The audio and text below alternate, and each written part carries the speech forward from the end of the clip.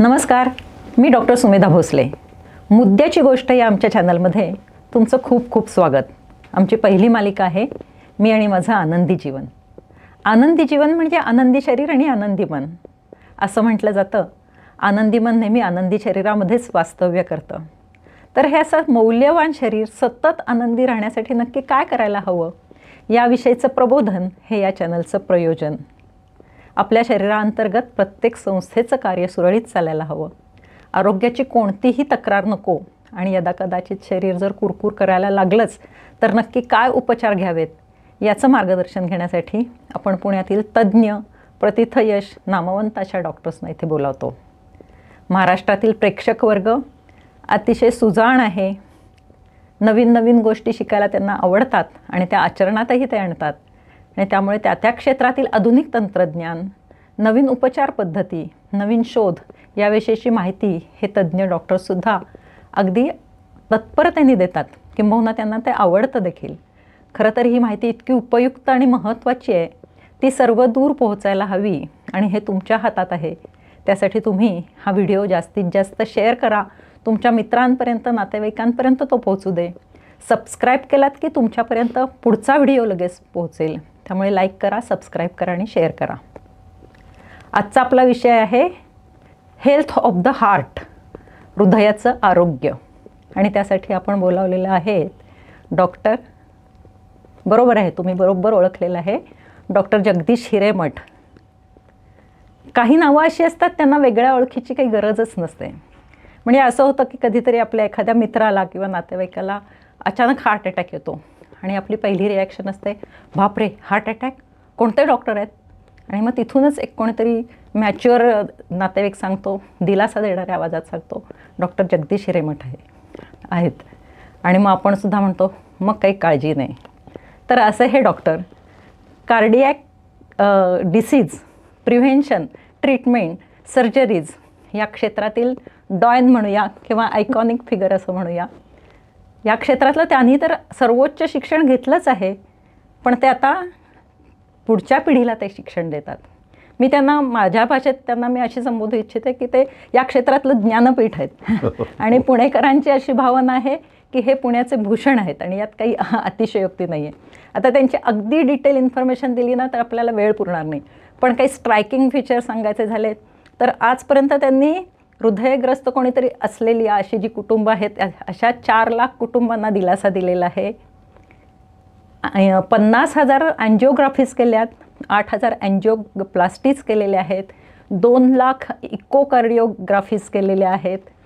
त्यांनी पुस्तकं लिहिलेली आहेत, ते शिक्षण तर देतातच, पुस्तकं लिहित आहेत आणि त्यांचे रिसर्चेस हे हल्ली मेडिकल ट्रीटमेंटचा प्रोटोकॉल ठरवतात. तर असं हे व्यक्तिमत्व आज आपल्याला लाभलेलं आहे. त्यामुळे तुमच्या सर्वांच्या वतीने मी अगदी सोपे प्रश्न विचारणार आहे, जास्तीत जास्त प्रश्न विचारणार आहे. सर सुरू करूयात आपण. तुमचं खूप खूप स्वागत. आधी साधारण हल्ली हृदयविकाराचं प्रमाण वाढतं आहे, तर कुठल्या वयापासून आपण काळजी घ्यायला पाहिजे? म्हणजे लहान मुलांच्यात काय कंजेनायटल प्रॉब्लेम असतात का काही? हो, म्हणजे आपण जेव्हा हृदयविकार म्हणतो त्यावेळेस बहुतेक वेळेला आपण हार्ट अटॅक ह्याचा विचार करत असतो. पण हृदयाची आपण संकल्पना एखाद्या खोलीसारखी केली, जे खोलीला दारं खिडक्या आहेत तसं हृदयाला झडपा असतात की उघडतात बंद होतात. या खोलीला एक भिंती आहेत, तसं हृदयाला पण स्नायू मायोकार्डियमच्या भिंती असतात ज्या पंप करतात त्यांनी. या खोलीला एक प्लंबिंग सिस्टीम आहे, तसं हृदयाच्या करोनरी आर्टरीज आहेत आणि त्याला इलेक्ट्रिकल सिस्टीम पण आहे. म्हणजे पूर्ण एक डिझाईन झालेलं ते खोलीसारखं आहे, पण ते सजीव आहे आणि ते सारखं कंटिन्युअसली हालचाल करत असतं. तर मग या प्रत्येक सिस्टीममध्ये बिघाड होऊ शकतो की बाय बर्थ निसर्गाची मिस्टेक म्हणून एखादा होल हार्टमध्ये असू शकतं किंवा एखादं हार्ट एकदम स्लो चालतं जेव्हा त्याची इलेक्ट्रिकल सिस्टीम फेल होते, किंवा अर्थातच हार्ट अटॅक येतो किंवा रक्तवाहिनीमध्ये अडथळा निर्माण होतो. पण हा जो म्हणतो आपण की हृदयविकाराचं प्रमाण वाढत चाललं आहे, that is about heart attacks. आणि असं म्हणूयात की त्यासाठी आपल्याला अवेअरनेस हा लहानपणापासून पाहिजे. जर आपण लहान मुलांना बाहेरून स्वच्छ होण्यासाठी रोज आंघोळ कर असं शिकवत असू, हो, तर आतून स्वच्छ राहण्यासाठी सुद्धा लाईफस्टाईल ठेवावी, डाएट पाळावा, एक्सरसाइज करावं, स्ट्रेस मॅनेजमेंट करावी, स्मोकिंग वगैरेपासून लांब राहावं, हे डायनिंग टेबलवर लहानपणापासून शिकवलं गेलं पाहिजे. बरोबर आहे अगदी. कारण लठ्ठपणाचं मुलांच्यात इतकं प्रमाण वाढतंय की हल्ली मी पुण्यातल्या एक 6-7 शाळांमध्ये पालकांच्या मिटिंग्स आम्ही रेग्युलरली घेतो दर 3 महिन्यांनी, आणि अगदी 10 वर्षाची मुलं सुद्धा पोट सुटलेलं आहेत, कशी बशी चालतात. तर म्हणजे पुढे होणाऱ्या हृदयविकाराची पायाभरणी त्या वयातच होते असं म्हणता येईल का? अगदीच. तर त्याविषयी, त्या मुलांच्या आहाराविषयी आणि आपण नंतर चर्चा करणार आहोतच. पण डायग्नॉस्टिक टेस्ट वगैरे कुठल्या वयात करायच्या? पहिली टेस्ट माझ्या मते ते 10 ते 15 वयामध्ये, जे लहानपणापासून किंवा जन्मापासून असू शकतात. शुगर असू शकते, कोलेस्ट्रॉल फॅमिलियल असतं, ते अगदी 10 वर्षाचं असताना पण डायग्नोज होतं, किंवा एक ब्लड प्रेशर बघायला लागतं, ते पण लहानपणापासून अगदी असू शकतं. या 3 बेसिक गोष्टी तर एकदा तपासल्या गेल्या पाहिजे. ब्लड प्रेशर, शुगर आणि कोलेस्ट्रॉल. हो. वयाच्या कितव्या वर्षी तपासायला? 10व्या वर्षी. 10व्या वर्षी तपासायला हवं. हे अगदी लहानपणापासून जे असतात त्यांना रूल आउट करण्यासाठी. एकदा ते नॉर्मल आहे तसं कळलं की मग 30 वर्षाला हे तपासणी सुरू व्हायला पाहिजे. मग 35-40 असं. पूर्वी 40चं लिमिट होतं, ते आता 30 पर्यंत आलेलं आहे. लाईफस्टाईल तर त्याला नक्कीच जबाबदार आहे. पण मला असं वाटतं की हायपर टेन्शन जे महत्त्वाचा फॅक्टर आहे त्याविषयी आपण जास्ती बोलूया, कारण तो सुद्धा मला वाटतं की खूप गंभीर आजार आहे आणि त्याविषयी लोकांच्यामध्ये खूप अनास्था आहे. म्हणजे बऱ्यापैकी असं वाटतं की हायपर टेन्शन आहे ना, आता एक गोळी आयुष्यभर घ्यायची आणि निवांत राहायचं. तर त्याविषयी जरा लोकांचं पण प्रबोधन करूया. आज त्याचं प्रेव्हलन्स जवळ 33% आहे हायपर टेन्शन. हो, म्हणजे कोणी पण 3 माणसं भेटली की त्यातला एक व्यक्ती हा हायपरटेन्सिव्ह असतो, आणि मग त्याकडे एवढं गंभीरतेने बघितलं जात नाही. तुम्ही म्हणाला तसं की एकतर दुर्लक्ष केलं जातं किंवा मग एक गोळी घेऊन राहू अशी एक फिलिंग असते. तर तो एक असा आजार आहे की ज्याचा हायेस्ट किलर हा हायपरटेन्शनच आहे. म्हणजे डायबिटीसपेक्षा सुद्धा हायपरटेन्शन हा जास्त धोकादायक आजार आहे. इव्हन डायबिटीसमध्ये सुद्धा हायपरटेन्शनमुळे जास्त प्रॉब्लेम्स होत असतात. बरं. त्यामुळे त्याच्याकडे तसं वेगळ्यापर्यंत बघायला पाहिजे. म्हणून मग पहिलं मी म्हणलं 10 वर्षाचं असताना ब्लड प्रेशर तपासलं जावं, आणि मग मेली 5 वर्ष 20 वर्ष असं तपासत गेलं पाहिजे. आणि 120-80 हीच रेंज धरायला पाहिजे. कितीही वयाचा माणूस असला तरी त्याचं नॉर्मल ब्लड प्रेशर हे 120-80च असतं. म्हणजे ते पूर्वी 40 नंतर ±10 चालेल, तर तसं ते गेलं खूप उशीर, म्हणजे त्याला खूप जुनं झालं ते. त्यामुळे आपले सर्व अवयव जे आहेत ते 120-80ला डिझाईन्ड आहेत. मग समजा एखाद्याचा डोळा किंवा एखाद्याचा मेंदू हा सतत त्याला 150-100 150-100 असं त्याच्यावर बंबार्डमेंट झाली तर मग तो अवयव निकामी होणार थोड्या दिवसामध्ये. बरोबर आहे. म्हणून डिक्टम असं आहे की 120-80 सगळ्यांचं पाहिजे. पण एखाद्यांना समजा 120 ते 80 वर्षाचे आजोबा आहेत, त्यांना 120 ठेवल्यामुळे चक्कर येत असेल किंवा, तर मग त्यांना आपण थोडं अलाव करतो 140-145 पर्यंत. पण लक्षात ठेवायचं आपण हेच की 120-80 हेच नॉर्मल ब्लड प्रेशर आहे. पण मग हायपरटेन्शन होण्याचं काय कारण आहे? म्हणजे हायपरटेन्शनमुळे हार्ट डिसीज होतो, पण हायपरटेन्शन होण्याचं काय कारण आहे? चष्मा लागण्याचं काय कारण आहे असं आपण विचारलं तर त्याला काय सांगता येईल असं आहे. किंवा डायबिटीस होतो, त्याला असं कारण खरंच माहिती नाही. आणि मेडिकल आजारामध्ये तीच गंमत आहे की बऱ्याच आजारांमधलं कारण माहितीच नाही अजून, आणि मग ते झाल्यानंतर काय करायचं हे मात्र बऱ्यापैकी माहिती. पण मग प्रतिबंध कसा करायचा हायपरटेन्शनचा?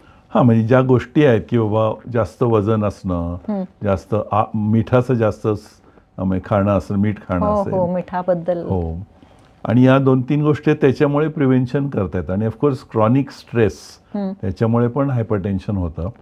त्यामुळे वजन, मीठ आणि स्ट्रेस या गोष्टींवर जर आपण लक्ष ठेवत गेलो तर प्रतिबंध बऱ्यापैकी चांगला होऊ शकतो.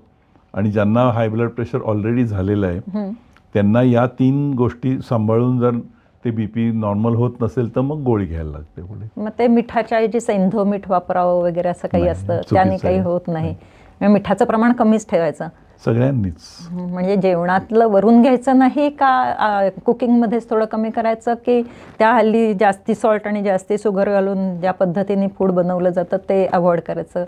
नाही, आपल्या कुकिंगमध्ये जे आहे ते सॉल्ट अलाउड आहे, पण वरून सॉल्ट म्हणजे टेबलावरचं सॉल्ट आहे ते तिकडनं निघालंच पाहिजे सगळ्यांच्या घरांमधनं. बरं. आणि मग लोणचं, पापड, चटणी, चिवडा, फरसाण, नमकीन या गोष्टींवर कंट्रोल पाहिजे, कारण त्याच्यामध्ये खूप सॉल्ट प्रिझर्वेटिव्ह म्हणून किंवा चवीसाठी घातलेलं असतं. चिप्स वगैरे असतात ते सगळे. सगळ्यांना तर ते कंट्रोल्ड पाहिजेत. म्हणजे असं कोणी म्हणू शकत नाही की ते वर्ज्य करा, पण रोज रोज तर ते नसावं, किंवा अशाकडे आपण अवेअरनेस असावा की हे हाय सॉल्ट आहे, आपण त्याच्यावरती लक्ष असं. देऊ. आता मी डाएट फॉलो करते स्वतः किंवा इतरांना जेव्हा सांगते तेव्हा आमच्याकडे बघणं किंवा वेट मेंटेन करणाऱ्यांकडे बघण्यासाठी हे काय कशासाठी जगतात, जगण्यासाठी खातात की खाण्यासाठी जगतात, अशा पद्धतीने आपण पूर्वी म्हणत असू. पण आता अशा डाएट करणाऱ्यांकडे बघण्याचा सुद्धा दृष्टिकोन जरा विनोदी पद्धतीने कमेंट्स पास केल्या जातात खरं तर. आणि मी तर खूप जणांना सांगतो की तुमचा संबंध फ्रेंड्स ग्रुप आहे ना, त्यांनी सगळ्यांनी इम्प्रूव्ह करा.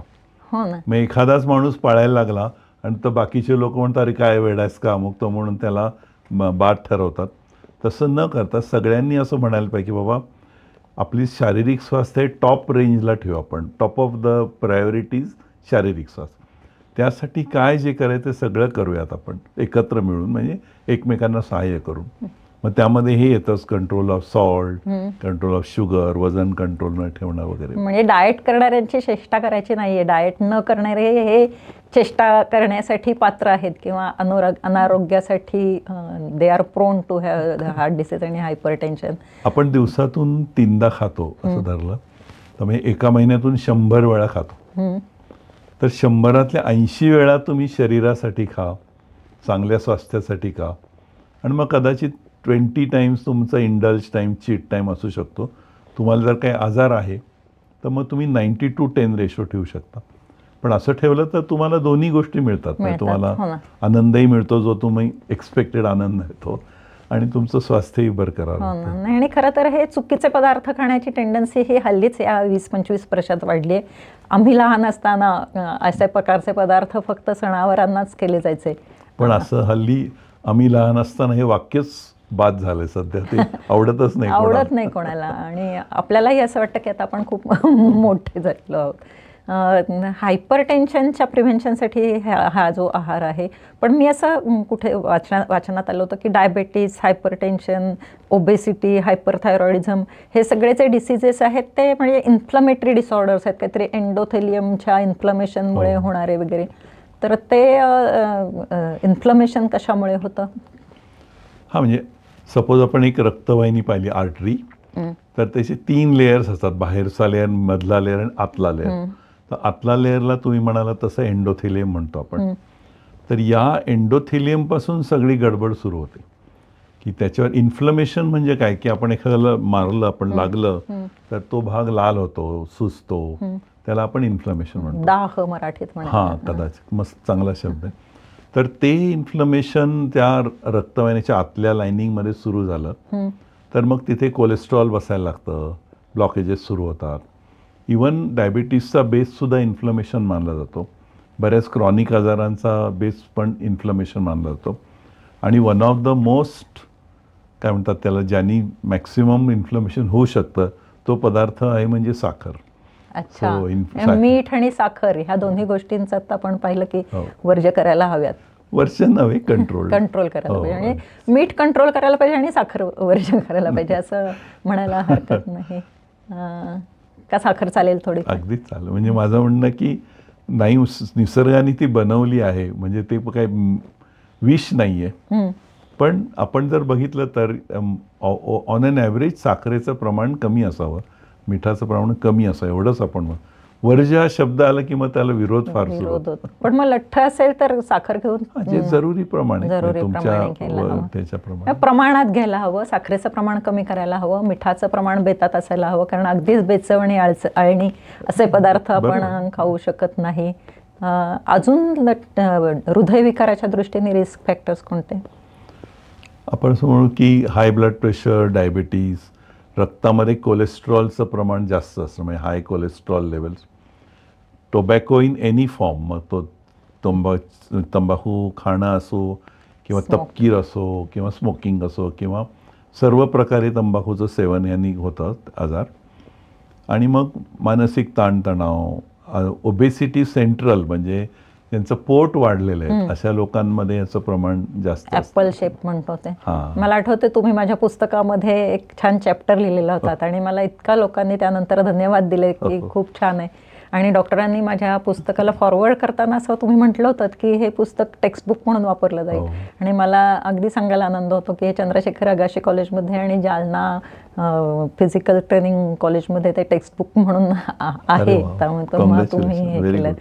आणि त्यात तुमच्या लेक्चरचं खूपच लोक कौतुक करतात, कारण लठ्ठपणाचा आणि हृदयविकाराचा घनिष्ठ संबंध आहे. लठ्ठपणाचा हायपरटेन्शनशी संबंध आहे, लठ्ठपणाचा डायबेटिसशी आणि व्हायस वर्सा या सगळ्यांचा आपापसात संबंध आहे. शिवाय स्मोकिंग आणि अल्कोहोलसुद्धा. अल्कोहोलचं खूप हल्ली प्रमाण वाढलेलं आहे. आणि अल्कोहोलच्या बाबतीत सुद्धा मला असं आठवतं की काही वर्षांपूर्वी मी ड्रिंक्स घेत नाही असं म्हटलं की लोक रिस्पेक्टने बघायचे. आणि आता जर सांगितलं की आम्ही ड्रिंक्स घेत नाही तर असं ते दयाद्र दृष्टीने बघतात की अरे रे हां केवढे हे आनंदाला मुक्त आहेत. पण त्या अल्कोहोलचे पण खूप वाईट परिणाम आहेत. हे रक्तवाहिन्यांचा दाह होण्याच्या मागे. ऍसिडिटीचा काही संबंध आहे का रक्तवाहिन्यांचा दाह होण्यासाठी? कारण नाही ना. संबंध असा आहे की ऍसिडिटीनी होणारी लक्षणं आणि हार्ट अटॅकनी येणारी लक्षणं ही सिमिलर असतात, त्यामुळे त्यात गोंधळ उडू शकतो. पण ऍसिडिटीमुळे कुठल्याही प्रकारचा हृदयविकार होत नाही किंवा रक्तवाहिन्यांचं ते इन्फ्लमेशन एंडोथेलियम इन्फ्लमेशनसाठी ते नाही आहे. हल्ली स्टेटसमध्ये एक नवीन वर्ग यायला लागला आहे. म्हणजे जिमचे एक्सरसाइज करताना पेरेंट्स येतात 18 वर्षाचे की जिमचे व्यायाम केल्यानंतर याला हार्ट अटॅक नाही येणार. कारण हल्ली जिमचे एक्सरसाइज करताना हार्ट अटॅक आला आहे किंवा मॅरेथॉन रनर आहे तो कोलॅप्स झाला आहे किंवा परवा एक कोणतरी ती मॉडेल होती तिने अँटीऑक्सिडंट्स घेतले म्हणून तिला अँटी एजिंग घेतले औषधं म्हणून. किंवा हल्ली लठ्ठपणा कमी करण्यासाठी एक वेगवेगळी इंजेक्शन्स आले जी चित्रपटसृष्टीतले अनेक लोक घेतात आणि त्याचेही शरीरावर काही दुष्परिणाम होतात. त्यामुळे पालक आणि लोकसुद्धा अशी जिमचे एक्सरसाइज करायला सुद्धा घाबरत आहेत. त्यांना काय आपण सल्ला देऊया? हे जे मृत्यू असतात अचानक मृत्यू म्हणजे जिम करताना मॅरेथॉन रनर किंवा कोणी हिमालयन ट्रेकला गेला तर ते हार्ट अटॅक नसतात. They are sudden cardiac deaths किंवा सडन कार्डियक अरेस्ट. म्हणजे हार्ट अटॅक म्हणजे आपण मगाशी म्हटलं की रक्तवाहिनीमध्ये गाठ तयार झाली, छाती दुखली, घाम आला, हे सगळं आपलं वर्णन माहिती आहे त्याची. आपण त्याचं लक्षण बघणारच आहोत. हां, पण सडन कार्डियक डेथ म्हणजे हार्टची इलेक्ट्रिकल सिस्टीम फेल होते. एखादी ट्यूब कशी शॉर्ट सर्किटून फडफड करून विझून जाते तसं हार्टची इलेक्ट्रिकल सिस्टीम फडफड करत, त्याला मी VF म्हणतो. आणि अचानक हार्ट हे बंद. VFचा काय लॉंग फॉर्म? Ventricular fibrillation. पण मग त्याचं कारण काय? त्याचं कारण एक्सेसिव्ह यूज. म्हणजे एखाद्याला सवय नाही. आता प्रत्येक मॅरेथॉनमध्ये एक व्यक्ती कोलॅप्स होते आपण बघतोच. किंवा प्रत्येक वेळेला जेव्हा नवरात्रीचा येतो त्यावेळेला एक कोणीतरी लहान मुलगा मुलगी कोलॅप्स झालेली असते. सो जेव्हा हार्टला जरुरीपेक्षा जास्त वापरलं जातं इन अ शॉर्ट स्पॅन त्यावेळेला त्याला शॉर्ट सर्किट होऊ शकतं. अचानक त्याच्यावरती लोड वाढला, भार वाढला तर त्याला कार्डियक अरेस्ट असं म्हणायचं. पण मग कार्डियक अरेस्ट होतं म्हणजे शेवटी हृदयविकाराचाच प्रकार आहे का तो? हो, हार्टच्या इलेक्ट्रिकल सिस्टीम मध्ये झालेला बिघाड. आणि हृदयविकाराला आपण काय म्हणतो की हार्ट अटॅक. म्हणजे तो कशामुळे होतो? हृदयाच्या रक्तवाहिनी प्लंबिंग सिस्टीम मध्ये झालेली क्लॉट. पण मग हा क्लॉट अचानक कसा तयार होतो? नाही, तो हळूहळू होणारा आजार आहे की जसं आपण मगाशी म्हटलं की आतल्या रक्तवाहिनीच्या इनर लाइनिंगला इन्फ्लमेशन होतं, त्याच्यावर कोलेस्ट्रॉलचे थर बसायला लागतात. आणि एखादा पाईपला कसं गंज चढावा तसं LDL म्हणजे बॅड कोलेस्ट्रॉलचे थर हळूहळू आतून भरायला लागतात ती आर्टरी. आणि it's a process of years. काही वर्षांनी 20% 25% असं वाढत वाढत जाऊन ते 70-80% पर्यंत कळतही नाही काय होतं. मग त्याच्यावरती अचानक एक दिवस एक रक्ताची गाठ तयार होते आणि मग इट लीड्स टू हे सगळे सिम्पटम्स आपल्याला माहिती आहेत, हार्ट अटॅक वगैरे. काय काय सिम्पटम्स आहेत आपण रिवाइज करूया सगळ्यांसाठी. हां, मुख्य म्हणजे छातीच्या मध्यभागी दुखणं जोरात हे मेन सिम्पटम असतं. काहींना असं दबाव पडल्यासारखं दुखतं. मग एका पेशंटने असं वर्णन केलं होतं की हत्तीनी पाय द्यावा एवढं प्रेशर छातीवरती आलं होतं. आणि तो जो डिस्कम्फर्ट आहे तो पसरतो असा बाजूला किंवा वरती जाऊन मानेमध्ये जॉमध्ये जाऊ शकतो किंवा पाठीमध्ये जाऊ शकतो. दोन्ही हातामध्ये असं ते दुखणं वगैरे होऊ शकतं. शक्यतो श्वासपटलाच्या खाली काही होत नाही हार्ट अटॅकच्या लोकांना. पण एखाद्याला असं काही झाले, जोरात दुखतंय, इकडे तिकडे पसरलंय, घाम येणं, डोळ्यासमोर अंधारी येणं, उलटी होणं, हे सगळे एक्सप्लोजिव्ह सिम्पटम हार्ट अटॅकचे की ते रक्तवाहिनी 100% बंद आहे, पार्ट ऑफ द हार्ट आता मरू पाहतोय, तर त्यावेळेला जे होईल ते सगळं हे हार्ट अटॅकचे लक्षण. ते हिंदी पिक्चर मध्ये असं दाखवतात त्या पद्धतीचे ते सिम्पटम्स असतात. आणि त्याच्या अगोदरची स्टेज असते ज्याला आपण अंजायना म्हणतो की रक्तवाहिनीचे 75% ब्लॉक आहे. तर ती व्यक्ती समजा 2 जीने चढून गेली, हार्टचे ठोके 110 झाले, work done by the heart जास्त झालं आणि त्याला जेवढा पाहिजे तेवढ्या प्रमाणात रक्तप्रवाह मिळाला नाही, मग छाती भरून येणं, असं पसरणं, हे सगळे लक्षणं त्याच्यात. आणि ती व्यक्ती एका जागी बसली की मग सगळं नॉर्मल होतं. तर ही पहिली स्टेप आहे. या हृदयावरती लोड वाढलं तर रक्त पुरवठ्यामध्ये परिणाम होतो. हा, म्हणजे काम हृदयाचं जास्त झालं त्या प्रमाणात त्याला रक्तपुरवठा मिळाला नाही. म्हणजे हे बऱ्याच वेळेला रक्तवाहिन्या कुठे असतात वगैरे पण कळायला अवघड असतं लोकांना. तर मी म्हणतो की आपण पूर्वीच्या काळची बँकेतला कॅशियर होता, तर कॅशियर कॅश घ्यायचा आणि कॅश द्यायचा, पण ते काम करण्यासाठी त्याला पगार वेगळा मिळायला लागायचा. किती छान उपमा आहे. ही एज ओल्ड उपमा आहे. तर तसंच हे हार्टचं आहे. हार्ट त्याच्यामध्ये रक्त येतं आणि सबंध शरीराला पुरवण्याचं काम हार्ट करतं, पण ते काम करण्यासाठी त्याला जो रक्त पुरवठा मिळतो त्याला करोनरी आर्टरीज आपण म्हणतो. कॅशियरचा बोनस, कॅशियरचा पगार. हृदयाला स्वतःला व्यवस्थित रक्तपुरवठा झाला तर ते सगळं काम व्यवस्थित करू शकतं आणि त्या पुरवठ्यात अडथळा आला तर हार्ट अटॅक. अंजायना फर्स्ट स्टेप आणि ती रक्तवाहिनी पूर्ण बंद पडली तर मग हार्ट अटॅक. अच्छा, म्हणजे इस्चेमिक डिसीज, अंजायना आणि हार्ट अटॅक असे 3 प्रकार आहेत. मग इस्चेमिक डिसीज आणि अंजायना मध्ये काय? इस्केमिक डिसीज अंजायना सेम, की ज्या वेळेला रक्तवाहिनी पूर्ण बंद झालेली नाही पण काही काम केल्यावरती हार्टवरती लोड येतो, काहीतरी लक्षणं येतात, एका जागी बसला माणूस की नॉर्मल होत, किंवा काही लोक जिभेखाली ती गोळी ठेवतात त्याच्यामुळे पण नॉर्मल. त्या गोळीची एक गंमत आहे, कोणाला तरी असंच एरोबिक्स करताना, क्लास करताना अचानक हे वाटलं आणि आम्ही प्रिव्हेन्शन म्हणून आमच्याकडे त्या गोळ्या ठेवल्यात आणि ती गोळी ठेवल्यावर इतकी ॲसिडिटी वाढली की आणखीन त्याला असं वाटलं की आता नक्की हा प्रॉब्लेम होणार आहे. तर त्या बाबतीमध्ये काय गाईडलाईन्स आहेत? ती गोळी सगळ्यांनी सरसकट ठेवायची? म्हणजे जर आता आपण बोलूया की जर अचानक असं हृदयविकार येतोय असं आढळलं तर काय करायचं? माझ्या मते फर्स्ट थिंग आपण पहिल्यापैकी ह्याला कुठे हलवायचं याचा विचार करायचा पहिल्यांदा. म्हणजे समजा 2-3 जण आहेत, एकानी त्याची ट्रान्सपोर्टची व्यवस्था व्हावी, म्हणजे ॲम्ब्युलन्सला बोलवायचं का रिक्षातूनच जायचं का आपल्या गाडीतून जायचं, जवळचं कुठलं हॉस्पिटल, हा विचार करणारी एक व्यक्ती पाहिजे. दुसरी व्यक्ती आहे त्यांनी ज्याला त्रास होत आहे त्याला 45 डिग्रीजमध्ये झोपवायचं. म्हणजे पूर्ण बसवायचं नाही किंवा हॉरिझॉन्टल झोपवायचं नाही, ते 2-3 उशा लावून किंवा इझी चेअरमध्ये असं 45 डिग्रीजमध्ये बसवायला पाहिजे त्यांना. त्याच्यानंतर कपडे थोडे लूज करावेत आणि डिस्प्रिनची गोळी बऱ्याच जणांकडे असते, म्हणजे असायला पाहिजे राहतात. त्याला म्हणतात डिस्प्रिन कारण इट इज डिस्पर्सिबल ॲस्पिरिन. तर ते ॲस्पिरिन पाण्यात विरघळून ती गोळी दिली तर it will work as a very good first aid, म्हणजे रक्त पातळ करणारी ती गोळी म्हणून. मग हार्ट अटॅकचा एखादा पेशंट असेल त्यांना डॉक्टरनी प्रिस्क्राईब केलेली ही जिभेखाली ठेवायची गोळी असते, ती त्यावेळेला दिली तर त्यावेळेला ती खूपच उपयोगी ठरते. एवढं जरी केलं तरी पुष्कळ फर्स्ट एड आहे. पण हल्ली प्रॉब्लेम असा आहे की दोघंच आता सगळीकडे आपल्या या विभागात पाहिलं तर मुलं कुठेतरी बाहेर आहेत आणि दोघंच राहत आहेत. तर अशा वेळी या गोळ्या घरी असणं अगदी आवश्यक आहे. म्हणजे जरी पोझिशन पाळली आणि डिस्प्रिनची गोळी दिली तरी सुद्धा बऱ्यापैकी कंट्रोल, आणि मूव्ह करायचं पेशंटला लगेच कुठेतरी हॉस्पिटलमध्ये. ज्या हॉस्पिटलमध्ये ICU आहे, कॅथलॅब आहे, अँजिओग्राफी अँजिओप्लास्टी होऊ शकते असं हॉस्पिटल आपण शोधायला पाहिजे. आपण एकदम शेजारच्या छोट्या नर्सिंग होममध्ये घेऊन गेलो तर बिचारे ते लोक पण अडचणीत घाबरून येतात. जातील किंवा जीपीकडे आले, फॅमिली डॉक्टर्स नाहीच आहेत पण तरी अशा डॉक्टर्सकडे जाताना कामा, तर जिथे ICU आहे तिथे जायला हवं. आता हायपरटेन्शन असेल तर काय लक्षणं असतात? हायपरटेन्शनच्या व्यक्तीला युजली पुन्हा तेच होतं की चालल्यानंतर, जिना चालल्यानंतर दम लागणं, किंवा त्यांच्या मागच्या बाजूला डोक्यामध्ये दुखतं, म्हणजे कानाच्या मागच्या बाजूला जॉईनिंग करणारी जी लाईन आहे तिथे दुखायला लागतं, किंवा डोळ्यासमोर असं अंधेरी आल्यासारखं होतं किंवा डोकं जड झालंय वगैरे असं ते कंप्लेंट करतात.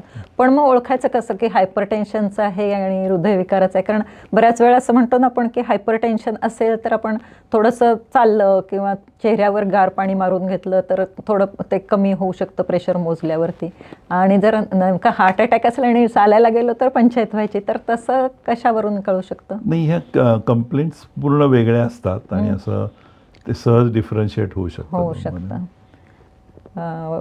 पुढे मग हॉस्पिटलमध्ये गेल्यावर एक प्रॉब्लेम येतो. हल्ली असा एक ट्रेंड आहे की अमुक एक हॉस्पिटलमध्ये गेलं ना की तिथे त्या सगळ्या तपासण्यांमधून जाऊन आपल्याला अँजिओप्लास्टी केल्याशिवाय सोडतच नाहीत अशा एक डिस्कशन्स ऐकू येतात.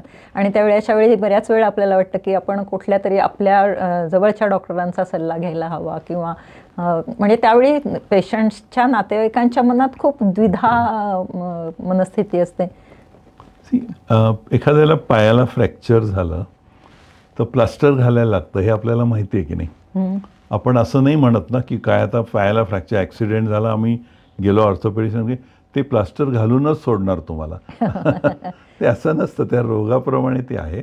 आणि एखाद्याला उगीच अँजिओप्लास्टी करायला लावणं हे अशक्य असतं, कारण की सगळं रेकॉर्डेड असतं, सगळी CD तयार होते. ती CD is in absolutely in public domain. ती CD घेऊन तुम्ही कोणालाही नंतर दाखवू शकता किंवा. त्यामुळे माझ्या मते की हे असले सगळे विचार करायच्या ऐवजी just trust the doctor whoever is available in. पेशंटला वाचवायचं कसं याच्याकडे लक्ष दिलं पाहिजे, आणि त्या डॉक्टरांवरती तुम्ही उलट चांगला विश्वास ठेवला तर ही फील्स मोर रिस्पॉन्सिबल. त्यांचं हे मनोधैर्य आणखीन वाढतं. करेक्ट. आणि माझं म्हणणं आहे, ती फॅमिली डॉक्टर ही कॉन्सेप्ट जर गेली आहे ना, तर डॉक्टर इन फॅमिली असा कॉन्सेप्ट पाहिजे. म्हणजे असं की कोणीतरी आपला जवळचा रिलेटिव्ह म्हणा किंवा कोणाचा दुसऱ्या मित्राचा मुलगा, असा एखादा कोणीतरी असतोच की जो एका कॉलवर तुम्हाला अवेलेबल आहे फोनवरती, मग तो कॅनडामध्ये का असे ना, तर त्याला तुम्हाला कॉन्टॅक्ट करता आलं पाहिजे. आपले डॉक्टर सुद्धा सहृदय आहेत, त्यांनाही कॉन्टॅक्ट करायला हरकत नाही अशी काही गडबड असेल तर, आणि कन्फर्म होईल त्या दृष्टीने. नाही असं नाही, त्यांनी फक्त डिसिजन घ्यायला पाहिजे की तो कार्डिओलॉजिस्ट असणं शक्यच नाही, पण फक्त यावेळेला काय करायचं, हॉस्पिटलला जायचं नाही किंवा ह्यांना कॉन्टॅक्ट कर. कधी कधी काय होतं, पोटात दुखतंय तर त्याचं काय करायचं हे डिसिजनच घेता येत नाही. मग या डॉक्टरकडे जा, हा डिसिजन तरी त्या डॉक्टर इन द फॅमिलीने घ्यायला पाहिजे. बरोबर आहे. कारण पेशंटचा जीव वाचणं हे महत्त्वाचं आहे, आणि मेडिको लिगल एवढ्या कंडिशन्स तुम्ही म्हणालात त्याप्रमाणे की त्याची CD केली जाते, त्यामुळे असे कोणते डॉक्टर तुम्हाला फसवणार नाहीत. त्यामुळे मनामध्ये तशी साशंकता ठेवू नका. पेशंटचा जीव वाचवणं हे त्यावेळी डॉक्टरांची प्रायोरिटी असते. आणि खरं सांगायचं तर पेशंटचा जीव वाचणं हे डॉक्टरांचा सक्सेस असतं, आपल्यापेक्षा त्यांना जास्ती आनंद होतो. जर तुम्ही असं बारकाईने पाहिलं तर त्या दृष्टीने तुम्हाला नक्की असं आढळून येईल. बरा झालेला पेशंट ह्यातला जो आनंद असतो तो नाव पैसा कीर्तीच्या फार पुढचा असतो. हो, फार पुढचा असतो. आता म्हणजे नाव पैसे कीर्ती हे डॉक्टरांच्या दृष्टीने बाय प्रॉडक्ट्स असतात. मेन प्रायमा फेसी की पेशंट आपल्या हाताला यश आले हे जे भावना आहे ती प्रत्येक डॉक्टर्सच्या मनामध्ये असते. आणि खरं तर ते त्यांच्या शिक्षणामधूनच, त्यांना इतकं ते अवघड शिक्षण आहे की त्याच्यामधूनच जाताना आपोआप त्या माणसाचा डॉक्टर कन्व्हर्ट, म्हणजे मी देव नाही म्हणत, पण डॉक्टरमध्ये कन्व्हर्जन जे होतं ते ती प्रोसिजर असते. हृदयविकाराच्या बाबतीमध्ये काळजी काय घ्यायची म्हणजे होऊ नये म्हणून? हां, म्हणजे परत आपण हार्ट अटॅक या संबंधीच बोलतो. तर मुख्य म्हणजे हे जर फॅक्टर्स आपण करत गेलो की एक कॉमन सेन्स डाएट पाळला, सगळ्यांनी पाळायला पाहिजे. म्हणजे आपण सगळ्यांनी डायबेटिक आहोत असं समजून वागायला काही हरकत नाही. प्रत्येक इंडियनला ती टेंडन्सी असतेच म्हणजे व्हायचं. किंवा 33% जणांना जर ब्लड प्रेशर असणार आहे तर कधी कधी आपल्यालाही होऊ शकतं असं पण वागायला हरकत नाही. म्हणजे बहुतेक जणांनी कॉमन सेन्स डाएट पाळावा, शास्त्रशुद्ध चांगला व्यायाम करावा. योग मेडिटेशन हे माइंडवरती खूप चांगला त्याचा परिणाम असतो. अपार्ट फ्रॉम लवचिकपणा वगैरे शरीर असेल तरी मनाचा लवचिकपणा त्यांनी जास्त चांगला वाढतो जर मेडिटेटिव्ह असाल आणि त्यातनं डीप स्टडी केलात तर या गोष्टींमुळे डाएट, एक्सरसाइज, स्ट्रेस मॅनेजमेंट हे 3 प्रिन्सिपल आहेत. आणि चौथं अर्थातच काय म्हणतात त्याला व्यसनं टाळणं हे चौथा भाग आहे. पण याहीपेक्षा आता एक WHO एक मोठा स्टडी आहे. त्याच्यामध्ये त्यांनी काय शोधून काढलंय की तुम्हाला जर चांगलं राहायचं असेल, नीट जगायचं असेल तर पहिला महत्त्वाचा फॅक्टर म्हणजे तुमचा जनसमुदाय, तुमचे किती मित्र आहेत, तुमचा सोशल कॉन्टॅक्ट किती आहे, हा नंबर 1 फॅक्टर आहे. Second important is emotional core group म्हणजे फॅमिली अँड फ्रेंड्स. आणि हे 10 फॅक्टर्स त्यांनी मांडलेत WHOनी. आणि त्यामध्ये मग खाली कुठेतरी सिगरेट सोडली, क्लीन एअर अगदी तळाला आहेत. बरं, म्हणजे सिगरेटला आपण हाय रिस्क फॅक्टर नाही, 10 मध्ये आहेच ते महत्वाचं आहे. पण त्यातला महत्वाचा भाग म्हणजे सोशल कनेक्ट आणि emotional core group, family and friends हे एवढं महत्वाचं आहे. न्यूक्लिअर फॅमिलीजमुळे सुद्धा हे प्रमाण वाढतंय का? हो, नक्कीच. मग 35 वर्षामध्ये तुम्हाला असा काय डिफरन्स आढळला की हृदयविकारामध्ये तुमच्या आता कारकिर्दीला डॉक्टरांनी 1989 पासून प्रॅक्टिस सुरू केली, म्हणजे 35-36 वर्ष, तर आता काय फरक जाणवतो? एक यंगर लोकांमध्ये नक्कीच यायला लागलंय. कारण की IT सेक्टर हा एवढा वाढला की 22व्या वर्षी त्यांचं काहीतरी जॉब सुरू होतो आणि पुढची 15 वर्ष तो माणूस फक्त टार्गेट्स ते अचीव्ह करणं, डेडलाईन्स, अमेरिकन वेळेला काम करणं, मग त्यामध्ये सिगरेट आलं, चहाचा हे आलं, रात्री 3 वाजता वडापाव खाणं आलं, एक्सरसाइज नसणं. दिस काइंड ऑफ लाईफस्टाईल 10-12 वर्ष is bad enough to produce something in that body. साधारण 22 ते 35 मध्ये पुरेपूर वाट लागलेली असते, पूर्ण वाट लागली असते आणि त्यातून आणि मनाची पण वाट लागली. आणि तुम्ही आता सांगितलं त्याप्रमाणे WHO ह्याच्याप्रमाणे ती न्यूक्लिअर फॅमिली झालेली असते किंवा मुलं सुद्धा हल्ली किंवा सिंगल राहतात, शेअरिंग मध्ये राहतात. म्हणजे जॉब केल्यानंतर आई वडिलांकडे राहायचं नाही, आपण मॅरिड नसलो तरी सेपरेट राहायचं अशी टेंडन्सी. लग्नही करायचं नाही हे पण एक ट्रेंड आहे. हल्ली 30च्या आत लग्न करतच नाहीयेत. म्हणजे लग्नाच्या आधीच हे आजार आहेत, त्यांनी मूळ धरलेलं असतं शरीरात. बरोबर. कोलेस्ट्रॉलच्या दृष्टीने काय काळजी घ्यायला हवी? कोलेस्ट्रॉल हा एक लिव्हर आपलं तयार करतं. कोलेस्ट्रॉल म्हणजे आपण लिपिड प्रोफाईल केलं तर त्याच्यामध्ये 5 आपण बघायचो नाही का, टोटल कोलेस्ट्रॉल, ट्रायग्लिसराईड वगैरे वगैरे. त्यामधलं LDL कोलेस्ट्रॉल, लो डेन्सिटी लायपोप्रोटीन, हे आता एक प्रिन्सिपल गुन्हेगार मानलं जातं. त्या लिपिड प्रोफाईलमध्ये तुमचं LDL पहिलं तुम्हाला शोधायला लागतं किंवा. आणि आता एकमेकांना आपण असंच म्हणायला पाहिजे, तुझं वजन किती आहे जसं आपण विचारतो तसं तुझं LDL किती आहे असं विचारायला. आणि ॲडल्ट इंडियन जो आहे साधारण 35-40चा आहे, त्याचं LDL साधारणपणे 100च्या आसपास पाहिजे. म्हणजे ज्यांना डायबिटीज, ब्लड प्रेशर वगैरे असं आहे त्यांना 70पर्यंत खाली आणायला लागतं. आणि ज्यांना हार्ट अटॅक आला, अँजिओप्लास्टी झाली, त्यांना 55पर्यंत खाली यायला लागतं. आणि जे लोक 2दा-3दा अँजिओप्लास्टी झाली, खूप हाय रिस्क आहे समजा, तर त्यांना 30च्या खाली घेऊन जायला लागतं. अरे बापरे. 30 लेव्हलला आपण जेव्हा बाळ जन्मतं तेव्हा त्याच्या रक्तामध्ये LDL 30 मिलीग्रॅम असतं. तर त्या लेव्हलला त्यांना घेऊन झालं तर मग कधी नवीन ब्लॉक तयार होत नाहीत किंवा. पण कोलेस्ट्रॉलची शरीराला आवश्यकता असते ना? हो, पण तरी लेवल 30नी आपण जन्माला येतो, याचा अर्थ तेवढी लो लेवल चालते. आणि खूप रिसर्च ह्याच्यावर पण झालंय की एवढं लो केल्यामुळे काही त्रास होतोय का, तर कुठेही त्याच्यामुळे प्रॉब्लेम झालेला लक्षात नाही. म्हणून 30पर्यंत वगैरे ते अगदी घेऊन जाता येतं आपल्याला. खूप औषधं वगैरे बरेच वेळे वापरायला लागतात, तो भाग वेगळा. पण एक LDL कंट्रोल करणं ही एक महत्वाची बाब त्याच्यामध्ये आहे. पण मग ते औषधानेच कंट्रोल होतं? हो, कारण की डाएट आणि एक्सरसाइज विल कॉन्ट्रीब्यूट ओनली 20%. अच्छा.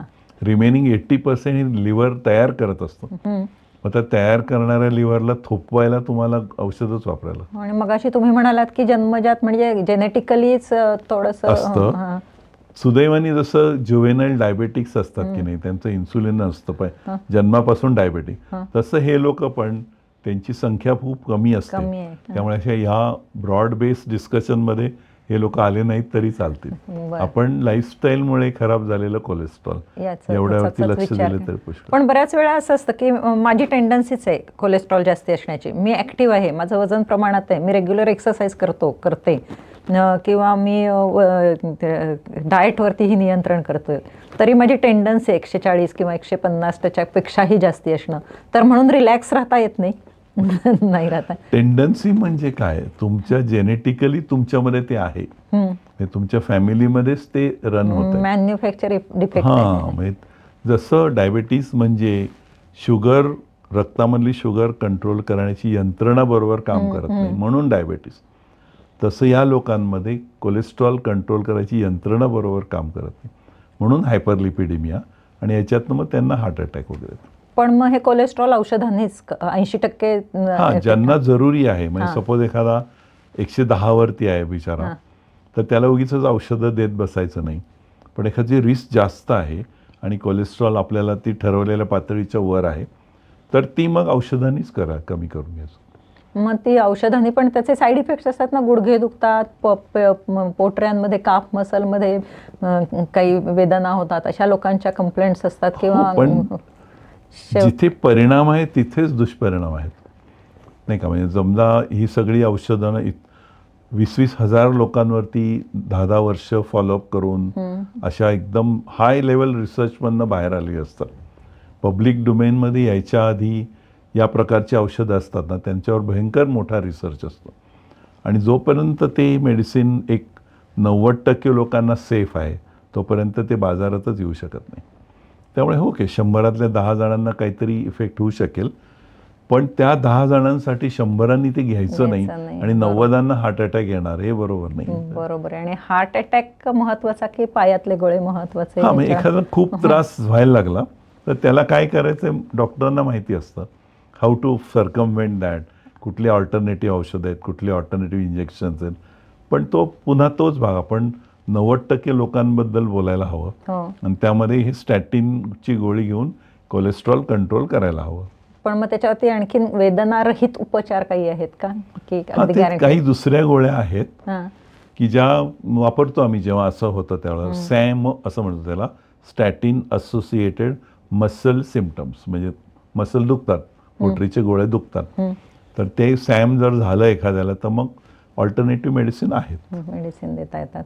आणि आहारात रिव्हर्सलमध्ये मला विचारायचं होतं, रिव्हर्सलमध्ये होतं ते कोलेस्ट्रॉलचं प्रमाण कमी होतं. मी असं आपण म्हणतो ना की तो एक मेणासारखा पदार्थ आहे, एकदा तो तयार झाला की पुन्हा तो तिथून हालत नाही. मग रिव्हर्सल जेव्हा हार्ट डिसीज म्हणतो तेव्हा पण काय अपेक्षा आहे त्याच्यातून? आपण एखाद्याला त्या रक्तवाहिनीच्या आतून तो थर बसलेला आहे कोलेस्ट्रॉलचा, आणि मेणासारखा एक करेक्ट शब्द आहे, किंवा असं म्हणू की जरा कडक झालेलं चीज, तसं त्या प्रकारचं ते असतं. आणि त्याची टेंडन्सी अशी की ते वाढतच जाणार, म्हणजे ते काही कमी होण्याचं त्याला माहिती नसतं. पण काही आपण गोष्टी केल्या, या LDL एकदम खूप कमी ठेवलं, काही मेडिसिन्स स्टॅटिनसारखे वापरले, चांगली एकदम लाईफस्टाईल ठेवली, तर 5 to 10% रिव्हर्सल होऊ शकतं. मग लोक म्हणतात की एखादा 85% ब्लॉक आहे, तो 75 काय फरक पडणार आहे का? तर ब्लड सप्लाय हा हायड्रॉलिक प्रिन्सिपलवरती अवलंबून असतो. एखादा पाईपमधनं समजा पाणी वाहत आहे, त्या पाण्याचं डायमीटर आपण थोडा वाढवला तर blood supply raise to the power 4 वाढतो. त्यामुळे एखाद्याचं 85चं 75 झालं किंवा 80 झालं तर त्याचा पुढे जाणारा फ्लो हा खूप वाढतो. मिनी रिव्हर्सल जरी झालं तरी त्याचा फ्लो प्रचंड प्रमाणात वाढतो. म्हणजे डीनॉर्निश हे नाव कदाचित बऱ्याच जणांनी ऐकलं असेल. तुमचा तो मला वाटतं पुणे हॉस्पिटलमध्ये मी प्रोग्राम अटेंड केला होता, त्याच्यामध्ये काय काय होतं? त्याच्यामध्ये हे होतं डाएट, एक्सरसाइज आणि स्ट्रेस मॅनेजमेंट. ते योगा, मेडिटेशन आणि ग्रुप थेरपी असं ते स्ट्रेस मॅनेजमेंट होतं. आणि आम्ही जेव्हा सुरू केलं त्यावेळेला स्टॅटिन्स बाजारात आलेले सुद्धा नव्हते, तेव्हापासून तो प्युअरली लाईफस्टाईलवर बेस्ड होता. आणि तुमच्यासारख्या बऱ्याच जणांनी आम्हाला मदत पण केली ॲज एक्सपर्ट म्हणून येऊन सांगून वगैरे. पण ते असं करून आपल्याला ॲटलिस्ट जे वाढतंय ते कमी ठेवता येतं, अरेस्ट करता येतं, किंवा मिनी रिव्हर्सल झाले तर त्यातनं फ्लो वाढून खूप फायदा. तर डीन ऑरेंजनी काय केलं होतं की 15 जणांना एका 5 स्टार हॉटेलमध्ये कैद करून ठेवलं होतं. बरं. कैद अशासाठी की ते घरी जाऊन काय खातील त्यांना त्याची त्यांना हे म्हणून त्या 15 जणांना रिसर्च म्हणूनच ठेवलं होतं. मग त्यांचं कोलेस्ट्रॉल तपासायचं, वजन, ब्लड प्रेशर, त्यांना पूर्ण शाकाहारी असं अन्न दिलं होतं. अमेरिकन माणसाच्या दृष्टीने तर फारच एकदम सी चेंज होतं ना, म्हणजे त्यांच्या रेड मीट पासून एकदम पूर्ण शाकाहारी. आणि इट इज दोज डेज म्हणजे 90s मध्ये त्यांनी केलं होतं. आणि सच्चिदानंद स्वामी म्हणून एक त्यांना बोलून त्यांना योगा, मेडिटेशन हे सगळं केलं होतं. एक्झॅक्टली त्यांचा जसा कोर्स होता तसाच आमचा पुणे हॉस्पिटलमध्ये कोर्स होता. आम्ही पण त्याला DORH, D Ornish's reversal heart disease. तुम्हाला तेव्हा तुमच्या परस्पर डी नॉर्निश म्हणायचो भारतात. तर मग त्यांनी शेवटी 15 महिने हे करून काय दाखवलं, त्या सगळ्यांच्या अँजिओग्राफीज केल्या. अँजिओग्राफीमध्ये 3%, 4% असं फक्त रिव्हर्सल झालं होतं किंवा कमी झालं होते ब्लॉक. पण त्यांची जी थॅलियम टेस्ट असते, जी रक्तप्रवाह चेक करते, परफ्युजन चेक करते, त्यांच्यामध्ये लक्षणीय सुधारणा होती. सेम प्रिन्सिपल की थोडा जरी डायमीटर वाढला पुढे जाणारा फ्लो एकदम छान होतो. म्हणजे तो सिनर्जाइज्ड होतो इफेक्ट त्याच्यामुळे. हां, बरोबर. आणि त्याच्यामध्ये डाएटमध्ये काय रिस्ट्रिक्शन्स असायचे? एकतर कॅलरी रिस्ट्रिक्शन, म्हणजे कॅलरीज कमी खायचं, म्हणजे कमी खायला शिकायचं.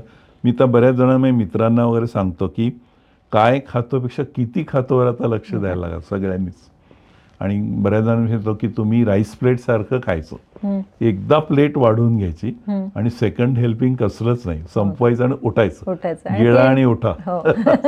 मी तर सांगते की पूर्वी आजोबांच्या वेळी जे मोठं ताट होतं ते आता घेऊ नका, तुमच्या डिनर प्लेट्स घ्या आणि त्यातलं 50% तुम्ही सॅलड्स आणि फ्रुट्स याच्यावरती कंट्रोल करा आणि सेकंड हेल्पिंग अवॉइड करा. कारण युजली की आवडलेला पदार्थ आपण सेकंड घेतो आणि इन्व्हेरिबली तो जास्त कॅलरीज घेतला जातो. म्हणजे पोट भरतं पण मन भरत नाही आणि तिथे चुकतं बऱ्यापैकी. कॅलरी हे केलं आपण, तळलेलं, तवंग आलेलं, डीप फ्राय केलेलं, मिठाईचं, गोडाचं, मी जे जिभेसाठी आहे ते कंट्रोल ठेवायला पाहिजे. शरीरासाठी आहे का जिभेसाठी आहे असं आपण विचार करत गेलो तर आपोआप जमतं ते. मग काय खायचं काय खायचं. मी म्हणते माझा तेलाला विरोध नाही, माझा तळलेले पदार्थ खायला विरोध आहे असं मी नेहमी लोकांना सांगते की योग्य प्रमाणात तेल घ्यायला हवं. तर त्या तेलाविषयी आपण बोलूया, कारण लोकांना कुठलं तेल वापरायचं, पुफा, मुफा, ही सगळे शब्द माहिती झालेले आहेत लोकांना. आणि हल्ली बऱ्याच वेळा ते व्हर्जिन ऑलिव्ह ऑइल वापरण्याची स्टाईल झालेली आहे, पण त्याच्याविषयी ते फोडणीत वापरायचं नसतं वगैरे असंही आहे ना. सी व्हर्जिन ऑलिव्ह ऑइल इटलीमध्ये सॅलड ड्रेसिंग म्हणून वापरतात, तर त्याच्या प्रॉपर्टीज मुफा आहेत, मोनो अनसॅच्युरेटेड फॅटी असेल.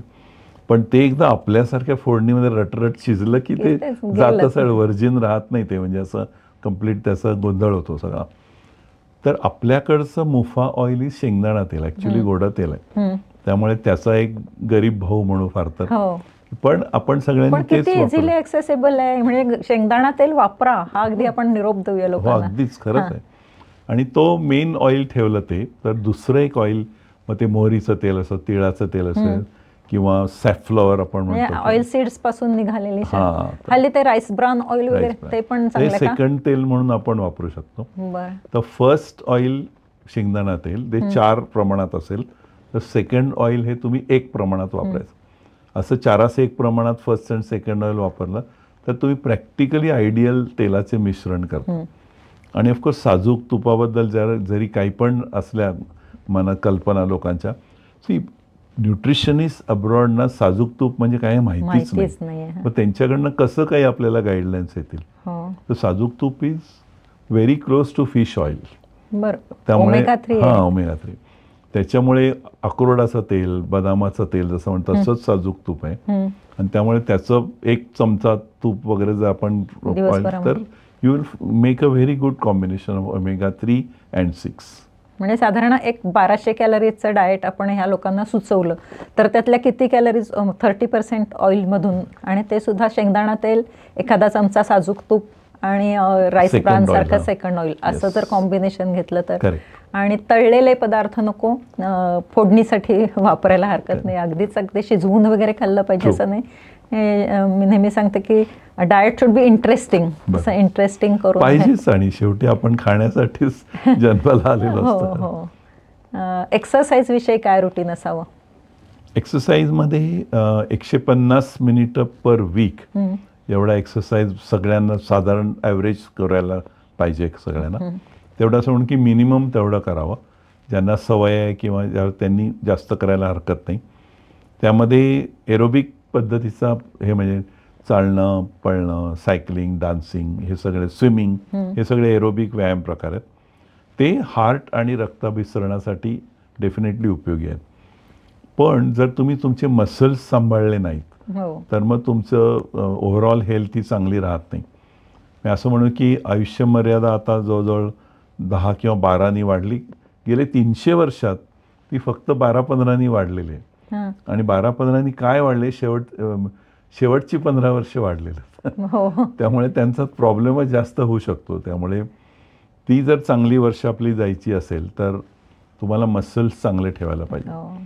आणि पिक्युलरली पूर्वी कसं असायचं की मसल म्हणजे थोडं मेंदूकडे लक्ष कमी असं लोकांचं म्हणणं आहे. आता उलटच राहील, तुमचे मसल चांगले राहिले तर तुमचा मेंदू चांगला राहतो. सार्कोपिनिया शब्द असा आहे की मसलची स्ट्रेंथ किंवा मसलचा गर्थ, मसलची ताकद कमी होणं, ह्याच्यामुळे तुमच्या ओव्हरऑल हेल्थवरती परिणाम होऊ शकतो. त्यामुळे resistance training is a must. Aerobic is very good for हे म्हणू. आणि मग त्याचं मिक्सचर कसं वापरायचं, आपापल्या आवडीने काय, ग्रुपमध्ये करायचं का, एखादा टेनिससारखा स्पोर्ट्स खेळायचा का, हे सगळं आपापले आपण ठरवू शकतो. योग मेडिटेशन याची जोड त्याला देता आली तर फार उत्तम, कारण it is for the mind आणि मग it's becomes a complete exercise. पण त्याच्याबरोबरच आता अजून खूप महत्त्वाचं झालं म्हणजे झोप. क्वालिटी ऑफ स्लीप किंवा हायजीन ऑफ स्लीप असं नाव घेतलं जातं. तुम्ही किती झोपता, किती वेळा डीप झोपता की नाही, तुम्ही घोरता का, किंवा तुमचं डीप स्लीपचे किती तास आहेत वगैरे, याच्यावरती खूप गोष्टी ठरतात. घोरणं म्हणजे आरोग्याला चांगलं नसतं. अच्छा, म्हणजे असं जनरली समज असतो की एक ठराविक वेळ झाला की घोरलं जातच, तर ते मग काहीतरी बेसिकली डीप स्लीप झाली तर घोरणं म्हणजे खूप नॅचरल आहे नाही का. आपण लहान मुलं सुद्धा कधी कधी किंवा जनावरं नाही का असं घोरताना. So it's a very natural phenomena. पण आपण त्याच्या पुढच्या लेवलचं घोरणं म्हणतो की काही लोक असतात की अशी जाडसर फिगर असते आणि बसल्या बसल्या झोपतात ते लगेच, आणि झोपल्यानंतर एकदम जोरात घोरणं सुरू होतं आणि पुढच्या माणसाला ऐकू इतकं जोरात की ते आवडत नाही. हा एक भाग. आणि त्यांचं ते ॲपनिया होतं. ॲपनिया म्हणजे असं घोरणं वाढत वाढत जातं आणि एकदम श्वास बंद होतो आणि मग परत ते सायकल सुरू होतं. हे जर असं जर घोरण्याचं तुमचं पॅटर्न असेल तर it is definitely bad for health. त्याला तो इंडिकेटर आहे की काहीतरी त्याला ऑब्स्ट्रक्टिव्ह स्लीप ॲपनिया असं म्हणतात. आणि OSA झालं तर तुमच्या हार्टवर परिणाम होतो, हाय ब्लड प्रेशर होतं, लंग्समधलं प्रेशर वाढतं. हे त्याचं कार्डिओव्हॅस्क्युलर कनेक्शन आहे, म्हणून मग मला त्याचं जास्त इम्पॉर्टन्स वाटतो. पण मग त्याच्यामध्ये काहीतरी ते चिमटे लावायला मिळतात किंवा काहीतरी नाकात औषध घालायला सांगतात किंवा साजूक तूप सोडतात, तर ते सायंटिफिक आहेत एक उपाय झोपेसाठी? नाही, मग एकदा ऑब्स्ट्रक्टिव्ह स्लीप ॲपनिया आहे असं कळलं की मग जे डॉक्टर करतात ते उपाय सगळे करायला लागतात. त्यामध्ये त्यांना मग कधी कधी मास्क लावून, CPAP लावून झोपवणं, चिमटा वगैरे अगदी सुरुवातीचा प्रकार आहे. म्हणजे घोरणं हे सुरू झालं आणि ते इरेग्युलर आणि वाईट असेल आता डिस्क्राईब केल्याप्रमाणे, तर पहिलं डॉक्टरांना जाऊन भेटलं पाहिजे. ते कॅज्युअली घेता कामा नये, कारण घोरत झोपलेलं आहे म्हणजे शांत झोपलाय असं काही आपण म्हणू शकतो. इनफॅक्ट त्यांना खूप वेळा इतके डीप जातात ते की त्यांना ऑक्सिजन कमी पडतो आणि मग सकाळी उठल्यानंतर त्यांना हायपॉक्सिया होतं, म्हणजे त्यांना लॅक ऑफ ऑक्सिजनमुळे मग या सगळ्या गोष्टी होतात, चिडचिडेपणा येतो वगैरे सगळं होतं. आणि ब्रेनचं रेक्युपरेशन सुद्धा झोपेतच होतं, त्या बीटा वेव्हज वगैरे मध्ये होतं. आणि मला वाटतं न्यूरोट्रान्समीटर्सचा सुद्धा मोठा रोल आहे ना याच्यामध्ये. त्याच्यासाठी काय करायला हवं? ॲक्च्युली न्यूरोट्रान्समीटर्सवरती खूप रिसर्च झालेला आहे. काही हॅपी न्यूरोट्रान्समीटर, काही लव न्यूरोट्रान्समीटर्स, हे सगळे. हल्ली ते डोपामिन डोस बद्दल लोक खूप बोलतात आणि व्हॉट्सअप युनिव्हर्सिटीमुळे अर्ध ज्ञान असतं, तर त्यांना आपण थोडंसं त्याविषयी सांगूया. हां, ॲक्च्युली तेच रेग्युलर फिजिकल ॲक्टिव्हिटी म्हणजे exercise, adequate amount of sleep, good emotional relationship and good sex life, ह्या सगळ्यांनी तुमचे न्यूरोट्रान्समीटर्स चांगले राहतात. आणि न्यूरोट्रान्समीटर्स चांगले असतील तर ऑटोमॅटिक हार्टचं हे आरोग्य चांगलं राहतं. स्त्रियांमध्ये हृदयविकाराचं प्रमाण कमी असतं. हो, त्यांना हॉर्मोन्सचं नॅचरल प्रोटेक्शन असतं. जोपर्यंत इस्ट्रोजन आहे आणि पाळी चालू आहे तोपर्यंत त्यांचे डेफिनेटली प्रमाण कमी असतं. पण एकदा मेनोपॉज झाला की त्याच्यानंतर स्त्री आणि पुरुष यांचं प्रमाण प्रॅक्टिकली सेम होतं. आणि एक पॅराडॉक्स त्याच्यामध्ये असं आहे की जी स्त्री सिगरेट ओढते, हो, हल्ली त्यांचं प्रमाण, त्यांना पुरुषांपेक्षा जास्त त्रास होतो. बरं. किंवा ज्या स्त्रीमध्ये ब्लड प्रेशर तिला पुरुषांपेक्षा जास्त त्रास होतो. त्यांच्या ब्लड प्रेशरला झेपत नाही ना. त्यामुळे त्यांना जास्त. आणि मग ज्यांचं कधी कधी काही काहींचे ऑपरेशन झाले असतं प्रिमॅच्युअरली, त्यांना 45-50च्या ऐवजी एकदम त्यांची पाळी 30-32लाच गेलेली असते, पिशवीचं ऑपरेशन अमुक, त्यांच्यामध्ये मग लगेच ते सुरू होतं पुरुषांप्रमाणे. अच्छा, म्हणजे त्यांनाही धोका असतो. असा समज आहे की बायकांना डायबेटीस आणि पुरुषांना हार्ट डिसीज असं, तसं काही नाही. दोघांना शॉर्ट म्हणजे थोडं उंचीनी कमी, जाड आणि डायबेटिक जर व्यक्ती असेल तर या स्त्रीमध्ये खूप हार्ट डिसीजचं प्रमाण असतं. तर हार्ट डिसीज आणि हायपर टेन्शन याच्याविषयी खरं इतकं प्रबोधन व्हायला पाहिजे की, आणि इतकी माहिती मिळत असून सुद्धा त्याचं प्रमाण वाढतंय. तर ते टाळण्यासाठी तुम्ही सांगितलं त्याप्रमाणे exercise, proper diet, proper sleep, meditation किंवा रेस्ट अँड रिलॅक्सेशन हे सगळ्यात महत्त्वाचं आहे. आणि फॅमिली रिलेशन्स जपणं, आणि फॅमिलीज नसतील तर मित्रमंडळींना जपणं, हा आपल्याला थोडक्यामध्ये हे निरोप देता येईल. हेल्थ मंत्र देता येईल. पण आमच्या त्या जिममध्ये येणाऱ्यांना आणि तिथे व्यायाम करताना घाबरणाऱ्या लोकांना तुम्ही काय संदेश द्याल? नाही, मी बेसिकली एक्सरसाइज हा हेल्दी आहे, याच्यात काही डाऊटच नाही. त्याच्यामुळे तुमचे बरेच फायदे होतात. म्हणजे मसल, बोन्स हे चांगले होतात, किंवा रक्ताभिसरण चांगलं होतं, ब्लड प्रेशर लो राहतं, कोलेस्ट्रॉल कमी होतं, शुगर कमी होते, आणि स्ट्रेस मॅनेजमेंटला सुद्धा तुम्हाला फायदा होतो एक्सरसाइजमुळे. जे लोक गेम्स खेळणारे लोक वगैरे असतात त्यांना हरण्याची सवय असते, त्यामुळे अदर लाईफमध्ये स्पोर्ट्समन स्पिरिट, कॉम्रेडरी असते. सो एक्सरसाइज बद्दल जितकं बोलावं तेवढं कमीच आहे. पाहिजे थोडक्यात. जिमचा एक्सरसाइज मी तर म्हणते, muscle is the machinery of the body, stronger is the machinery, better is the work.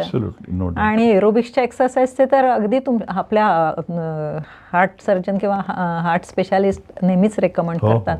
पण एरोबिक्सच्या याच्यामध्ये सुद्धा असं नाही की फक्त 10-15 मिनिट चाललं किंवा, कारण हे पुणेकरांच्या जरा एक वेगळ्या स्वतःच्या कल्पना असतात की आठवड्यातून एक दिवस योगा केला किंवा कामावरची बाईक काढली किंवा असं थोडासा एक अर्धा तास वॉक घेतलं. अर्धा तास वॉक इनफ आहे का? 150 मिनिटं जर म्हटलं आपण तर अर्धा तास walk, brisk walk, jogging, cycling हे सगळं येतं त्यामध्ये. पण मग तो टार्गेट हार्ट रेट झोन वगैरे तो काय कन्सेप्ट आहे? असं की 220 मायनस एज करायचं. समजा एखादं 40 वय आहे तर 220 मायनस एज म्हणजे 180 त्याचं टार्गेट आहे. तर त्याचं जवळजवळ 80% तरी त्याचं एक्सरसाइजवरती गेलं पाहिजे हार्ट रेट. किती वेळ? आणि ते त्या सपोज 15 मिनिटं तुम्ही केलं तर मधला 1/3 तेवढाच राहायला पाहिजे. म्हणजे तुम्ही वॉर्मअप तिकडे पीकवर पोचा आणि कूल डाऊन असा त्याचा पॅटर्न हवा. आणि ते आठवड्यातून 3 वेळा तरी करायला हवं. त्यामुळे सायंटिफिक एक्सरसाइज हा करायला हवा. आणि डाएटबद्दल पण आपण बोललेलो आहोत. अजून तुम्हाला काय संदेश देऊ इच्छिता तुम्ही? कारण आपल्याकडून काही राहिलं तर पुन्हा क्वेरीज येणार आहेत आणि पुन्हा आपल्याला त्यांना उत्तरं द्यायची आहेत. पण माझ्याकडून काही विचारायचं राहिलं असेल आणि तुम्हाला काही सांगायचं असेल तर? हां, आणि अर्ली चेक्स म्हणजे जेव्हा आपल्याला करायचं आहे त्यावेळेला आपण म्हटलं की 30ला करावं, 40, ते जरा स्टेटमेंट्स जरा वेगळी असली तरी चेकअप हे झालं पाहिजे. म्हणजे ॲटलिस्ट 30ला पहिला चेक झाला पाहिजे, नंतर 40ला झाला पाहिजे. त्यामध्ये शुगर, कोलेस्ट्रॉल, ब्लड प्रेशर, एक बेसिक ECG या सगळ्या चेक्स व्हायला पाहिजे. आणि हल्ली CT एन्जिओग्राफी हे एक नवीन इन्व्हेस्टिगेशन टूल आलं आहे. तर एखादी व्यक्ती जेव्हा थोडीशी प्रोन आहे, बाबा त्याला डायबिटीस आहे किंवा ब्लड प्रेशर आहे, आत्ता हार्टचं काही नाही आहे, पण त्याला आपल्याला 100% खात्रीनी माहिती करून घ्यायची की ब्लॉकेजेस आहेत किंवा नाही.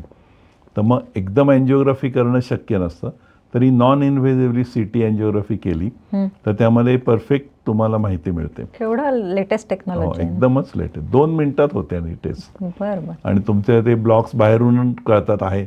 मुख्य म्हणजे त्याची निगेटिव्ह प्रेडिक्टिव्ह व्हॅल्यू ही 100% आहे. म्हणजे CT एंजिओ म्हणाला ही काही नाही आहे तर you are safe for at least next 3-4 years तरी पण. आणि ते स्टेंट बद्दल विचारायचं राहिलं मला. ते स्टेंट कधी घालतात आणि किती घालतात एका वेळी? पुन्हा त्याला काहीतरी डायमंड स्टेंट्स वेगळे असतात वगैरे? नाही, असं नाही. सपोज एखादी हार्टची आर्टरी 75-80% बंद आहे तर ती मेडिसिननी वगैरे उघडत नाही किंवा एंजिओग्राफी झाल्यानंतर आपल्याला कळतं. करेक्ट. तर मग ती आर्टरी अशी आपण बलूननी असं ओपन करतो आणि ती परत आतमध्ये कोलॅप्स होऊ नये म्हणून आतून स्टेनलेस स्टीलची स्टेंट बसवतो. ती स्टेंट म्हणजे ती ओपन केलेली आर्टरी बाजूलाच राहावी, परत आतमध्ये येऊ नये म्हणून. तर मग ह्याला मेडिकेशन असतं, म्हणजे त्याला औषध लावलेलं असतं की तिथे बसलं की त्याच्यातून एक 60 दिवसपर्यंत एक मेडिसिन स्रवत राहतं तिथे आणि मग परत रिऑकरन्स किंवा नवीन ब्लॉक तयार व्हायची शक्यता एकदम कमी होऊन जाते. आत्ता जे मॉडर्न डे स्टेंट्स आहेत तो एकदा बसवल्यानंतर ऑलमोस्ट तुम्हाला 95% गॅरंटी असते की तो आयुष्यभर चालेल. 5 स्टेंटला पहिल्या 5-6 महिन्यामध्ये परत त्रास होऊ शकतो. पण ते स्टेंट अशा वेळेला बसवल्या जातात किंवा ब्लॉक खूप तीव्र आहे, महत्त्वाच्या जागी आहे, महत्त्वाच्या आर्टरीमध्ये. एका वेळेला मग 3 पर्यंत स्टेंट अगदी आरामात बसवल्या जातात. त्याच्या पुढे जर जरूर किती गरज असते, म्हणजे किती स्टेंट बसवण्याची गरज असते? हो, एखाद्याला ब्लॉक होतात त्यावेळेला एकदम 3-4 ब्लॉक असू शकतात. मग ते सगळे एका वेळी आपल्याला काढू शकतो. आणि समजा जास्त लागणार असेल तर मग त्यावेळेला आम्ही म्हणतो की याचं बायपास ऑपरेशन करावं, एवढ्या फॉरेन बॉडीज आतमध्ये घालण्यापेक्षा. मग असं आपण सौम्य, मध्यम, तीव्र. ब्लॉक्स सौम्य असतील तर औषध गोळ्या, डाएट, एक्सरसाइज, कंट्रोल कोलेस्ट्रॉल ह्यांनी तुम्ही वर्षानुवर्ष छान राहू शकता. मध्यम भार 1-2-3 ब्लॉक 80-90% मग अँजिओप्लास्टी करायला. आणि जास्त ब्लॉक किंवा अँजिओप्लास्टी होणार नाही असं वाटलं, हार्ड फार ब्लॉक आहे, तर मग बायपास, असं ते डिव्हिजन असतं. पण मग बायपास करताना एकच तुम्ही बायपास घालता? नाही, 5 जेवढे ब्लॉक असतात. इनफॅक्ट जास्त ब्लॉक असेल तर बायपास सर्जरी बेटर. पण मग अँजिओग्राफी प्रिव्हेंटिव्ह मध्ये करून घ्यावी असं सजेस्ट करतो आपण. CT एंजिओग्राफी म्हणजे ही आता तुम्ही लेटेस्ट सांगितलं की नॉन इन्व्हेज, डोक्याचं कसं स्कॅन होतो तसं हे नुसतं आतमध्ये त्या मशीनमध्ये बाहेर जाऊन 2 मिनिटांमध्ये तुमची टेस्ट होते. म्हणजे लवकर कळलं तर लवकरच आपल्याला. आणि असं असतं का की प्रत्येकाला, तर म्हणजे मी असं ऐकले बऱ्याच लोकांकडून की प्रत्येकाला ब्लॉक्स हे असतातच, ज्याला त्रास होतो त्याला हार्ट अटॅक येतो, असं काही नाही? तसं नाही. मग म्हणजे ज्यांना हार्ट डिसीज आहे ज्यांना कोलेस्ट्रॉलचा प्रॉब्लेम आहे, हे जे रिस्क फॅक्टर्स आहेत की डायबिटीज, ब्लड प्रेशर किंवा हाय कोलेस्ट्रॉल, मेंटल स्ट्रेस, त्या लोकांमध्ये ब्लॉक तयार व्हायची टेंडन्सी खूप जास्त असते. आणि ज्यांच्यामध्ये हे काही नाही त्यांची एकदम कमी पॉसिबिलिटी असते. त्यामुळे तुम्ही आत काही नाही आणि तुम्ही चांगली लाईफस्टाईल ठेवली, तुमचं शुगर चांगले, कोलेस्ट्रॉल चांगले, तर तुमचं ब्लॉक तयार व्हायची शक्यता एकदम कमी होऊन जाते. आणि जर झाले असतील तर ते डिझॉल्व होतात वगैरे, म्हणजे जर लाईफस्टाईल नाही होत, एकदा झाले की ते परमनंट झाले, की झालंय किंवा एंडोथेलियमचं म्हणजे रक्तवाहिन्यांच्या आतलं जर अस्तर आहे त्याचा स्तर सुधारतो का, की जर आपण मीठ कमी केलं साखर आणि मग ते सुधारलं तरी जे ब्लॉक झालेले आहेत ते झालेलेच आहेत, त्याच्यामध्ये काही होत नाही. मगाशी म्हणलं आपण थोडे रिव्हर्सल 5% कमी तेवढं होऊ शकतं. म्हणजे हृदय विकाराचा प्रतिबंध कसा करायचा, त्याची ट्रीटमेंट काय आहे आणि कधीपासून डायग्नोसिस करायचं, ह्या सगळ्या गोष्टींविषयी आपण माहिती घेतलेली आहे. आणि डॉक्टरांनी खरंच खूप बिझी शेड्यूलमधून, म्हणजे खरं तर ते आत्ताच जस्ट दिवसभराचं बिझी शेड्यूल संपून इथे आलेत, त्याबद्दल आपण त्यांचे आभार मानूयात. आणि गरज लागली तर आम्ही तुम्हाला पुन्हा बोलावणार आहोत, कारण आपले प्रेक्षक इतके हुशार आहेत आणि त्यांना इतक्या या गोष्टींबद्दल ज्ञान करून घेण्याची जिज्ञासा आहे की त्यांच्या मनातले काय प्रश्न असतील ते आपल्याला समजत नाहीत. त्यामुळे आम्ही तुम्हाला पुन्हा बोलवू असं तुमच्याकडून आधी आश्वासन घेतो. आणि मग मला आवडेल आणि यायला नक्की. हो, डॉक्टरांना नेहमीच प्रबोधन करायला आवडतं. जेव्हा जेव्हा आम्ही बोलावतो तेव्हा ते अगदी तत्परतेने येतात आणि अगदी लेटेस्ट टेक्नॉलॉजी सांगतात. तर असे सहृदय डॉक्टर आहेत, त्यांचे आपण पुन्हा आभार मानूया. धन्यवाद डॉक्टर. थँक्यू. हा चॅनल तुम्ही नक्की शेअर करा, व्हिडिओ नक्की शेअर करा, जास्तीत जास्त लोकांपर्यंत पोहोचू दे. कारण 35 वर्षात प्रमाण वाढतं आहे, एवढं डॉक्टर प्रबोधन करतायत वेळोवेळी, तरी त्यांनी अक्षरशः हजारो लेक्चर्स दिली आहेत, हजारो लेख लिहिलेले आहेत, आर्टिकल्स लिहिलेले आहेत, तरी हे प्रमाण वाढतं आहे. डॉक्टरांच्याबद्दल आणखीन एक गोष्ट सांगायची राहिली म्हणजे त्यांचं स्वतःचं सोशल लाईफ खूप समृद्ध आहे. ते सोशली खूप ॲक्टिव्ह आहेत, त्या बॅडमिंटन खेळतात, व्यायाम रेग्युलर करतात, लोकांना जे सांगतात ते स्वतः पाळतात. आणि गाण्याचा तुमचा एक ऑर्केस्ट्राचा पूर्वी प्रोग्राम होता, तो आता बंद झाला का? नाही, चालू आहे. अशा विविध मल्टीफॅसेटेड डॉक्टरांनी आपल्याला हे सांगितलं आहे. त्यामुळे आपण नक्की त्यांना यश देऊया आणि हा चॅनल सबस्क्राईब करा, शेअर करा आणि लाईक करा. धन्यवाद. नमस्ते.